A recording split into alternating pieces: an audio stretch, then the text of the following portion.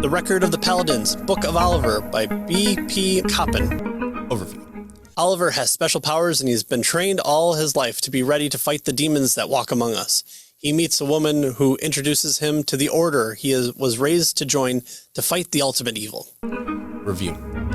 Another indie win here. I've always enjoyed the kind of books where the hidden world is revealed to a few and they fight against the things that go bump in the night.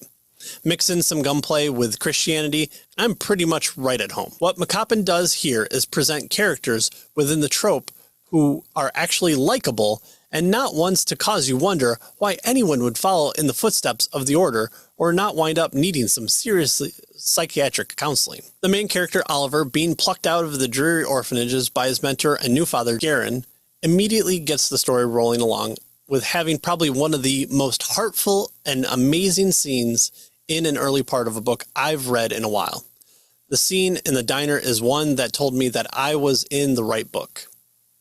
The unraveling of the story as we proceed in real time mixed in with flashbacks to Oliver's upbringing doesn't slow down either story, and both interjections help break up the pacing without failing to resolve with an overused cliffhanger. The main current story packs a lot of action, and it shows that demons are, well, actually demons, and therefore the bad guys. The story takes a Catholic flair, which goes to the adage of, if you need rituals at an exorcism, it needs to be Roman Catholic based. The characters are generic Christian enough not to ruffle too many feathers, except those whom wish feathers to be ruffled.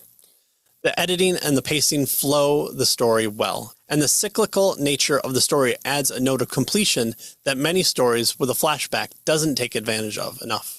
A few notes of quibble is that once the reveal of the Paladin occurs, there's kind of no big overarching story or end goal presented, and it seems to be a presentation of 3 missions that build up to the last third one.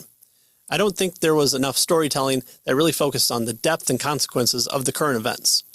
A lot of the why questions are left unasked or unanswered that pertain to the Paladin storyline, but there is a perfect amount of time given to Oliver's backstory, even if the final portion is a bit too on the nose of High Plains Drifter with an actual good guy. Finally, the tank character of Roland, talking only in Bible verses, is a choice, but not one really given a reason other than, oh, you really do that, huh? Yet, when conversing with a Russian woman in Russian, that may or may not have happened, and it doesn't add much depth to the character, other than treating him almost like a literal tank character.